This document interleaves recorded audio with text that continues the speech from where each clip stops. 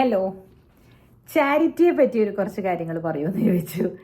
എൻ്റെ മനസ്സിലുള്ള ചാരിറ്റിയാണ് ഞാൻ പറയാൻ പോകുന്നത്. അതിന് എതിർപ്പുള്ളവർക്ക് എതിർപ്പ് പ്രകടിപ്പിക്കാം കേട്ടോ, അത് കുഴപ്പമില്ല. എൻ്റെ മനസ്സിലുള്ള ചാരിറ്റി എന്ന് പറയുന്നത് ഒരുപാട് അവശത അനുഭവിക്കുന്ന, അല്ലെങ്കിൽ തെരുവോരങ്ങളിൽ ഉറങ്ങുന്ന, വീടില്ലാത്ത, പഠിക്കാൻ സാധിക്കാത്ത അങ്ങനെയൊക്കെയുള്ള കുട്ടികളൊക്കെ ഇല്ലേ, അവർക്കാണ് നമ്മൾ ചാരിറ്റി കൊടുക്കേണ്ടത് എന്ന് പറയുന്നു. അല്ലാതെ വലിയ വലിയ അമ്പലങ്ങളും അല്ലെങ്കിൽ വലിയ വലിയ മോസ്കും വലിയ വലിയ പള്ളികളും പടുത്തുയർത്താൻ വേണ്ടിയിട്ട് കൊടുക്കുന്ന പണത്തിനെ നിങ്ങൾ ചാരിറ്റി ആയിട്ട് കാണിക്കരുത്. അത് നിങ്ങൾ കൊടുക്കണ്ടെന്നല്ല പറഞ്ഞത്, നോട്ട് ദ പോയിന്റ്. അതും വേണം. നമ്മുടെ ഒരു കൾച്ചറൽ ബിലീഫ് സിസ്റ്റത്തിൽ ഈ റിലീജിയസ് പ്രസ്ഥാനങ്ങൾക്ക് വലിയൊരു എന്താ പറയണേ, വലിയൊരു പങ്ക് തന്നെയുണ്ട്. അത് നമ്മൾ കണ്ടില്ല എന്ന് നടിക്കാൻ പറ്റില്ല. പക്ഷേ അതെന്തിനാണെന്നറിയോ നിങ്ങൾ കൊടുക്കുന്നത്? നിങ്ങൾ പണക്കാരനായിരിക്കും, ഒരുപാട് പണം ഉണ്ടാവും നിങ്ങളുടെ കയ്യിൽ.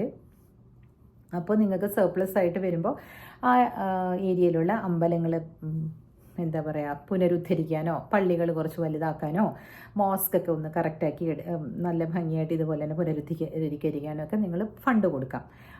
പക്ഷേ നിങ്ങളുടെ മുമ്പിൽ 2 ഓപ്ഷൻസ് ഉണ്ട്. ഒന്ന്, ഒരു പാവപ്പെട്ടവന് വീട് വെച്ച് കൊടുക്കാനും, ഒന്ന് ഈ ഫണ്ടിനും.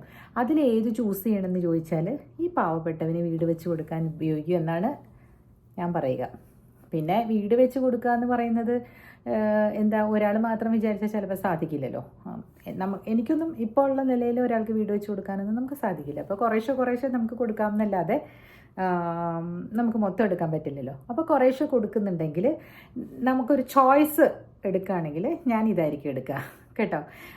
ചാരിറ്റി എന്നുള്ള പേരിൽ പിന്നെ വേറൊരു കാര്യം, ചാരിറ്റി ചെയ്യുമ്പോൾ നിങ്ങൾ ദൂരെ ഇരിക്കുന്നവർ, ഇപ്പോൾ ഫോറിനിലൊക്കെ ഇരിക്കുന്നവർക്ക് ചാരിറ്റി ചെയ്യുമ്പോൾ അവർക്ക് ചിലപ്പോൾ ഇവിടെയുള്ള സോഴ്സസൊക്കെ അറിയാൻ പറ്റില്ല. അപ്പോൾ ആരെങ്കിലും ഒരാളത് എടുത്ത് ചെയ്യുന്നുണ്ടെങ്കിൽ അവരെ നമ്മൾ വിശ്വസിക്കും അല്ലേ. അപ്പോൾ അവർ നല്ലപോലെ ചെയ്യുന്നവരാണെങ്കിൽ അങ്ങനെയുള്ള ആളുകളെ ഏൽപ്പിക്കുക. കഴിയുന്നത് നിങ്ങൾ ഡയറക്റ്റായിട്ട് ചെയ്യാൻ നോക്കുക.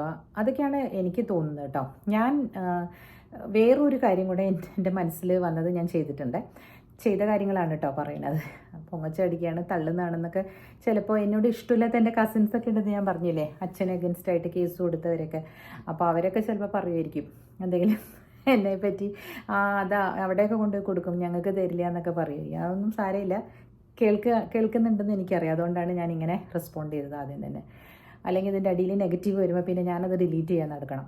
കൊണ്ടുവന്നിടുവേ ഇങ്ങനെ കൊണ്ടുവന്നിട്ട്, നിങ്ങൾക്ക് അമ്പലത്തിലും പള്ളിയിലൊക്കെ കൊടുക്കാനുണ്ട്, കൂടപ്പുറന്നവർക്ക് കൊടുക്കാനില്ല, അങ്ങനെയൊക്കെ പറയും ആൾക്കാർ. സോ അതെന്താ പറഞ്ഞു വന്നത്, പിന്നെയും ഇത് വിട്ടുപോകുന്നു. ഒരു സ്ഥലത്ത് ഒരു പൊട്ട കിണറുണ്ടെന്ന് വിചാരിക്കും, അല്ലെങ്കിൽ പൊട്ട കുളം ഉണ്ടെന്ന് വിചാരിക്കും. നിങ്ങളത് ഉദ്ധരിക്കൂ. എന്താണെന്നറിയോ, അതിന് വേണ്ടിയിട്ട് നിങ്ങൾ ആദ്യം പണം ചിലവാക്കൂ. ആ ഏരിയ നല്ല വൃത്തിയാക്കൂ. ഞാൻ അങ്ങനെ കുറേ ശ്രമിച്ചു കേട്ടോ. ഞാൻ കുറച്ച് ഫണ്ട് ഒരു അമ്പലത്തിൻ്റെ അടുത്ത് ഞാനിരിക്കുന്ന ഫോട്ടോ ഒക്കെ ഞാൻ അയച്ചിട്ടുണ്ട്, ഒരു കുളത്തിൻ്റെ വൃത്തി നിങ്ങൾക്ക് കാണണം എന്നുള്ളൊരു. ഇപ്പം പോയിട്ട് എൻ്റെ ഇതിൽ നോക്കിയാൽ മതി, ഷോർട്സിലുണ്ട് ആ കുളമൊക്കെ. ഞാൻ നിൽക്കുന്ന ഫോട്ടോയൊക്കെ ഉണ്ട്, ഞാൻ ഇരിക്കുന്നത്.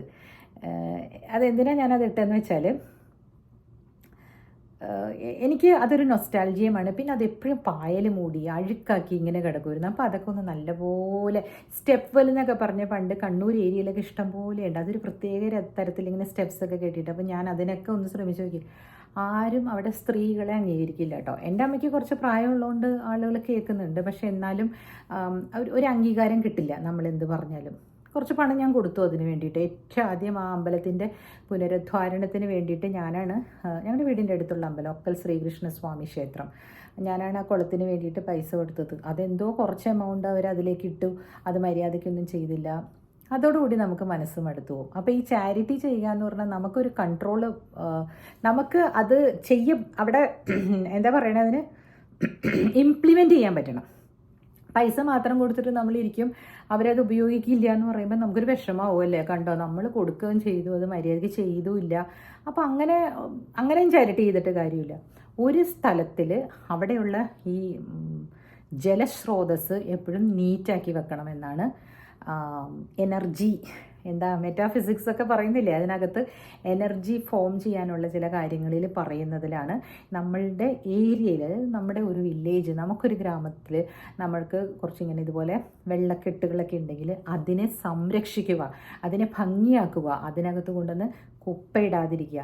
ഇതൊക്കെ നിങ്ങളൊന്ന് ചെയ്ത് നോക്കൂ. നിങ്ങൾക്ക് പറ്റുന്നുണ്ടെങ്കിൽ ഒരു വീടിൻ്റെ മുമ്പിൽ കുറച്ച് ഇങ്ങനെ വല്ല കനാലോ അങ്ങനെയൊക്കെ ഉണ്ടെങ്കിൽ അതിൻ്റെ വക്കത്ത് കുറച്ച് പഴ ചെടികൾ നടുക. ഇതും എല്ലാം ചാരിറ്റിയാണ്. മൃഗങ്ങൾക്ക്, മൃഗാദികൾക്കും ജീവിക്കണ്ടേ, പക്ഷികൾക്കും ഭക്ഷണം കിട്ടണ്ടേ അല്ലേ? അപ്പോൾ ഇതൊക്കെ നമ്മൾ ചെയ്യേണ്ടത്. സ്ക്വിരിൽസ്, ഇതെല്ലാം ഒരു ആവാസ വ്യവസ്ഥയുടെ ഭാഗമല്ലേ? അപ്പോൾ ചാരിറ്റിയുടെ പേരിൽ പിന്നെ ചിലർ പിരിവും കൊണ്ടിറങ്ങും അല്ലേ? എന്താ പറയുക, അവർക്ക് വീട് വെച്ച് കൊടുക്കുക. അങ്ങനെ ചെയ്യുന്നവർ കറക്റ്റായിട്ട് ചെയ്യുന്നവരാണെങ്കിൽ അതാണ് ഏറ്റവും വലിയ പുണ്യകർമ്മം. അമ്പലങ്ങളെ പുനരുദ്ധരിക്കുകയും മോസ്ക് പുനരുദ്ധരിക്കുകയും പിന്നെ ക്രിസ്ത്യൻ ദേവാലയങ്ങൾ പുനരുദ്ധരിക്കുകയും ചെയ്യുന്നതിനോടൊപ്പം ഇതാണ് കുറച്ചുകൂടി നല്ല ചാരിറ്റി. ഓക്കെ, ചാരിറ്റി ചെയ്യേണ്ടതിൻ്റെ ആവശ്യകത നിശ്ചയമായിട്ട് നിങ്ങളുടെ ഒരു പങ്ക്, നിങ്ങൾ 1,00,000 രൂപ നിങ്ങൾ ഉണ്ടാക്കുന്നുണ്ടെങ്കിൽ അതിൻ്റെ കുറച്ചൊരു പങ്ക്, ഒരു 5,000 രൂപ വെച്ച്, അത് ഇച്ചിരി കൂടുതലാണെന്ന് തോന്നുന്നുണ്ടെങ്കിൽ 1,000 രൂപ വെച്ചെങ്കിലും നിങ്ങൾ ചാരിറ്റി ചെയ്തിരിക്കണം. അതൊരു വർഷമോ 2 വർഷമോ ഒക്കെയാണ് ഒന്നിച്ചു കൂട്ടിയാണ് നിങ്ങൾ ചെയ്യുന്നതിനും കുഴപ്പമില്ല. നിങ്ങളൊന്ന് ആവറേജ് എടുത്ത് നോക്കുമ്പോൾ നിങ്ങൾ ഇത് ചെയ്തിരിക്കണം കേട്ടോ. അത് ചെയ്യുന്നത് ഇപ്പം നമുക്കത് തിരിച്ചറിയാൻ വയ്യാത്ത ആൾക്കാർ, ഇപ്പം തിരിച്ച് നമുക്ക് കൊണ്ടുവന്ന് നമ്മളോട് നന്ദി പ്രകടിപ്പിക്കാൻ പറ്റാത്ത ആളുകളില്ലേ, അവർക്ക് കൊടുക്കുന്നതാണ് കുറച്ചുകൂടി നല്ലത്. അത് ആ ഒരു ചാരിറ്റിക്കായിരിക്കും കുറച്ചും കൂടി എന്താ പറയുക, അതിനെന്താണ് പറയുന്നത്, എനിക്ക് ചില സമയത്ത് വാക്കുകൾ ദിക്കുമുട്ടും.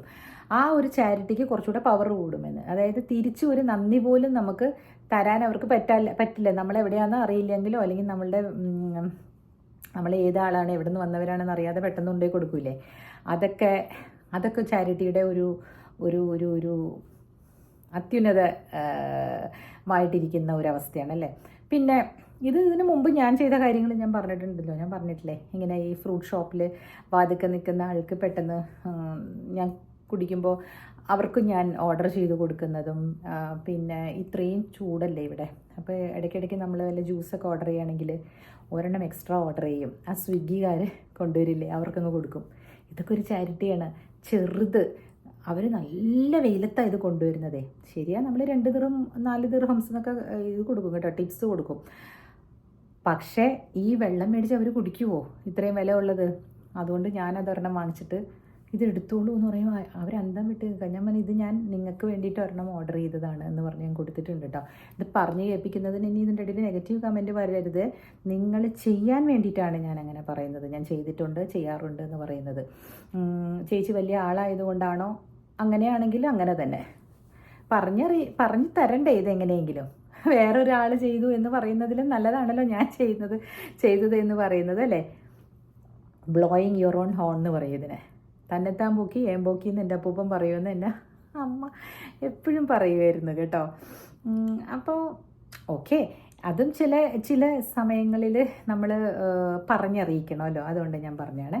പിന്നെ പെട്ടെന്ന് നമ്മളിങ്ങനെ ഫുഡ് ഉണ്ടാക്കിക്കൊണ്ട് പൊതിയൊക്കെ വെച്ചിട്ട് പൊതിച്ചോറുകൾ ഞാൻ കാറിൽ കൊണ്ടുപോകും. ഒരു 3-4 കൊണ്ടുപോയിട്ട് എനിക്ക് വീക്കെൻഡൊക്കെ കൂടുതൽ ഭക്ഷണം ഉണ്ടാക്കാൻ കിട്ടുന്ന സമയത്ത്. എന്നിട്ട് അമ്പലങ്ങളുടെ അവിടെയൊക്കെ ഇരിക്കുന്നവരും ശരിക്കും നമുക്ക് മനസ്സിലാവും ഒരു വിശന്ന് കരിഞ്ഞിരിക്കുമെന്ന്. പെട്ടെന്ന് കൊണ്ടുവന്ന് കൊടുത്തിട്ട് വരും. പിന്നെ ഞാൻ കുറേ നാളുകൾ പിന്നെ ഒരു പ്രാവശ്യമേ ഞാനിങ്ങനെ എന്നും പോകുന്ന വഴിയിൽ ഒരു ആൾ കിടന്നുറങ്ങണ്ടായിരുന്നു കേട്ടോ. അയാൾ കാലിലൊക്കെ ഈ പ്ലാസ്റ്റിക് കവറില്ലേ, ഇങ്ങനെ ഷൂസിന് പകരം കെട്ടി വെച്ചിരിക്കുന്നു കയറ് വെച്ചിട്ട്. അപ്പോൾ എല്ലാവരും പറയും ഷൂസൊന്നും ഡൊണേറ്റ് ചെയ്യാൻ പാടില്ല എന്നൊക്കെ പറയും. പക്ഷെ പഴയതെന്ന് പറഞ്ഞാൽ ഇടാൻ പറ്റാത്തതൊന്നും അല്ല കേട്ടോ. അരവിന്ദ് യൂസ് ചെയ്യാതെ അവിടെ വെച്ചിരുന്നു 2-3 ടെന്നീസ് ഷൂസൊക്കെ ഉണ്ടായിരുന്നു. അതിൽ ഒരെണ്ണം, അത്ര വിലയൊന്നും ഞാൻ നോക്കിയില്ല, അയാൾക്ക് ഇടാനും പറ്റണ്ടേ, നല്ലതായിരിക്കണ്ടേ, ഒരുപാട് പഴയത് കൊടുക്കാനും പാടില്ലല്ലോ. അപ്പോൾ ഞാനത് അവിടെ കൊണ്ടുവന്ന് വെച്ചിട്ട് പോയി. അടുത്ത ദിവസം ചെല്ലുമ്പോൾ കുറച്ച് ഒരു ഭ്രാന്തുള്ള പോലത്തെ ഒരു മനുഷ്യനായിരുന്നു. അയാൾക്ക് എന്ത് നന്ദി പറയാനറിയാനാ, അയാൾക്ക് അറിയാനും വയ്യ. അയാൾ തിരിഞ്ഞു കിടന്ന് ഉറങ്ങുമ്പോൾ ഞാൻ അവിടെ വെച്ചിട്ട് കർണത്ത് പിന്നെയും പോയിട്ട് തിരിച്ച് അടുത്ത ദിവസം വന്നപ്പോൾ ഞാൻ നോക്കുമ്പോൾ അത് ഇട്ടിട്ടിരിക്കണ കണ്ടു. എനിക്ക് വല്ലാതെ സന്തോഷം തോന്നി. ഇത് ഞാൻ പങ്കുവയ്ക്കുന്നത് എന്തിനാണെന്ന് വെച്ചാൽ നിങ്ങൾക്കും ചെയ്യാമല്ലോ, നിങ്ങളും ഇങ്ങനെ നോക്കുമല്ലോ. അപ്പോൾ മൈൻഡ്ഫുൾനെസ്സിൻ്റെ ഭാഗമായിട്ട് പറയണത് കേട്ടോ. പൊങ്ങച്ചത്തിൻ്റെ പാരാന്ന് പറയില്ല, എനിക്ക് വേദനിക്കും അങ്ങനെ പറഞ്ഞു കഴിഞ്ഞാൽ. അതുകൊണ്ടാണ് ഞാൻ പിന്നെയും അത് പറയുന്നത്. സോ ചാരിറ്റിയെ പറ്റി പറയൂ ചേച്ചി എന്ന് ഒരു കുട്ടി ഇതിൻ്റെ അടിയിൽ ഇട്ടിട്ടുണ്ടായിരുന്നു. അതുകൊണ്ടാണ് ഞാൻ പറയുന്നത്. മറ്റ് ചാരിറ്റി ഈ പറഞ്ഞ ഈ അമ്പലങ്ങൾ പണിയാനും പള്ളി പണിയാനും മോസ്ക് പണിയാനൊക്കെ കൊടുക്കുമ്പോൾ അതൊരു കേമത്വത്തിൻ്റെ ഭാഗമായിട്ട് ആൾക്കാർ കരുതുവേ. ഈവൻ ഗീതയിൽ വരെ പറയുന്നുണ്ട് അങ്ങനെ കൊടുക്കുന്ന ചാരിറ്റിക്ക് നിങ്ങളൊന്നും പ്രതീക്ഷിക്കരുത്, അതൊരു തരം ആളാവാനുള്ള ശ്രമത്തിൻ്റെ ഭാഗമാണെന്നും പറഞ്ഞിട്ടുണ്ട് ഗീതയിൽ, ഞാൻ വായിച്ചിട്ടുണ്ട് അത് കേട്ടോ. സോ അത് പറഞ്ഞൊന്ന് മാത്രമേ, ഇപ്പം ഞാൻ പറയുമ്പോൾ ചിലപ്പോൾ ആൾക്കാർക്ക് ഇഷ്ടാവില്ല, പക്ഷെ സ്റ്റിൽ അത് ചിന്തിച്ച് നോക്കുമ്പോൾ ശരിയാണല്ലേ. അങ്ങനെ ഒരു ഭാഗം ആളാവണം, അല്ലെങ്കിൽ എൻ്റെ പേര് പോസ്റ്ററിൽ വരണം. എന്നിട്ട് കണ്ടിട്ടില്ലേ വലിയ പോസ്റ്റർ ഒട്ടിച്ചു നോക്കും ഇവിടെ കവലകളിലൊക്കെ, ഇന്ന ആൾ ഏറ്റവും കൂടുതൽ ഡൊണേറ്റ് ചെയ്ത ആൾ, ഇന്ന ആൾ എന്നൊക്കെ പറഞ്ഞൊരു നോട്ടീസ് അടിച്ചിറക്കും. എന്തിനാണല്ലേ ഇതൊക്കെ? അതിൻ്റെ ഒന്നും കാര്യമില്ല. ഏറ്റവും കൂടുതൽ ഡൊണേറ്റ് ചെയ്താൽ എന്താണ്, ഇല്ലെങ്കിൽ എന്താ? അത് ആർക്കെങ്കിലും എന്തെങ്കിലും ഉപകാരത്തിന് വേണ്ടിയിട്ട്, അല്ലെങ്കിൽ ഒരു വീട് വെച്ച് കൊടുക്കുന്നതിന് വേണ്ടിയിട്ട്, അല്ലെങ്കിൽ ഒരു സൈക്കിൾ ഇതുണ്ടല്ലോ വീൽ ചെയർ വാങ്ങിച്ചു കൊടുക്കുന്നതിന് വേണ്ടിയിട്ട്, അതിനൊക്കെ ചെയ്യുകയാണെങ്കിൽ ദാറ്റ് ഈസ് ചാരിറ്റി. അത് നമുക്ക് സന്തോഷമായിട്ട് ഒന്ന് പ്രൊക്ലെയിം ചെയ്യാം അല്ലേ, ഞാൻ ഇങ്ങനെയൊക്കെ ചെയ്തിട്ടുണ്ടെന്നല്ലേ. ഇപ്പം ഞാൻ ഈ പറഞ്ഞ കാര്യങ്ങളൊക്കെ ഞാൻ ചെറുതായിട്ട് ചെയ്തതാണ്, പക്ഷെ ഞാൻ അറിഞ്ഞുകൊണ്ട് ചെയ്തുകൊണ്ടിരുന്നതാണ് കേട്ടോ. ഈവൻ അമുദ ഇല്ല എൻ്റെ കൂടെ ഉണ്ടായിരുന്നത്, പണ്ട് എനിക്ക് സഹായിക്കാൻ നിന്നിരുന്നത്.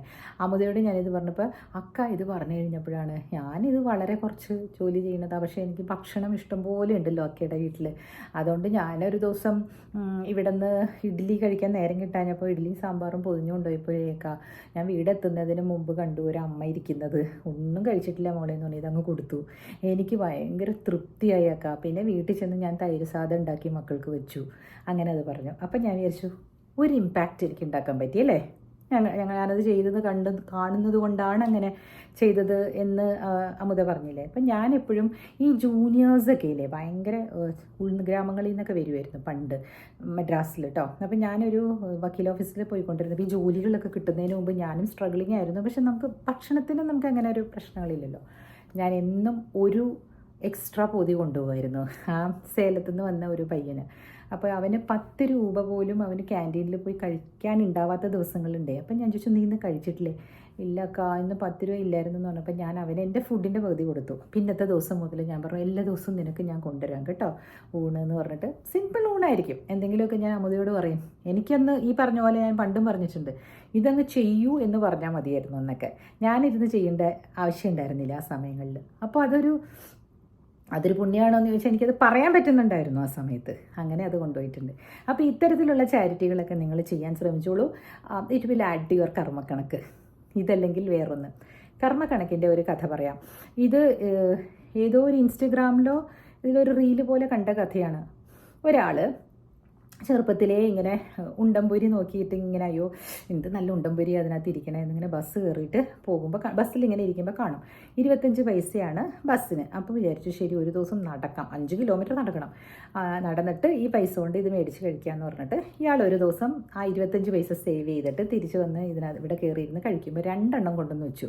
അപ്പോൾ പറഞ്ഞു എൻ്റെ കയ്യിൽ 25 പൈസയുള്ളൂ, ഒരെണ്ണത്തിന് 25 പൈസ. ഓ മോൻ കഴിച്ചോ എന്ന് പറഞ്ഞു ആ കടക്കാരൻ. സന്തോഷത്തോടു കൂടി 50 പൈസയുടെ ഇത് 25 പൈസ കൊടുത്തിട്ട് കഴിച്ചിട്ട് പോരും കേട്ടോ. പോന്നു കഴിഞ്ഞ് വർഷങ്ങൾ കുറേ കൊല്ലങ്ങൾ കഴിഞ്ഞു. പിന്നെയും ആ ചായക്കട പിന്നെ അത് പൂട്ടി അങ്ങനെയൊക്കെ ആയിരിക്കും. അങ്ങനെ കുറേ വർഷങ്ങൾ കഴിഞ്ഞപ്പോൾ ഒരു ദിവസം ഏതോ ഒരു ബസ് സ്റ്റാൻഡിൽ കോഴിക്കോട് അടുത്ത് കേട്ടോ, ഇവരും കണ്ട് മലപ്പുറംകാരൻ കണ്ട കോഴിക്കോട് അടുത്തൊരു ബസ് സ്റ്റാൻഡിൽ പെട്ടെന്ന് ബസ് സ്ട്രൈക്ക് വന്നിട്ട് ഒരാൾ ഇങ്ങനെ നിൽക്കുകയാണ്.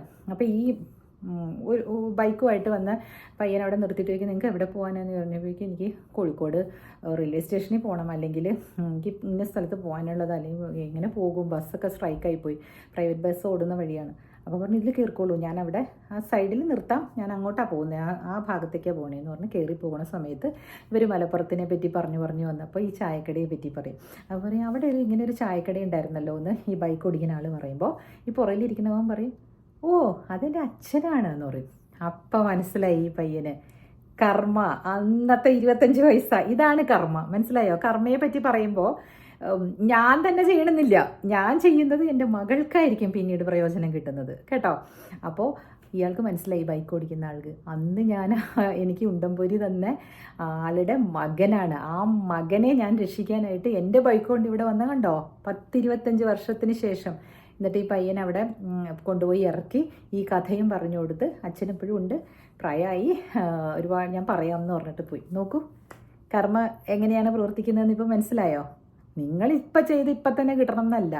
അപ്പം ഇതൊക്കെയാണ് എനിക്ക് പറയാനുള്ളത്. ചിയേഴ്സ്. കീപ് യുവർ കർമ്മം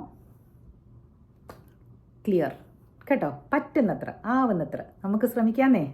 കൂടെ കൂടിക്കോളൂ. ബൈ. സബ്സ്ക്രൈബ് ചെയ്യണം കേട്ടോ. നാളെ വരാം.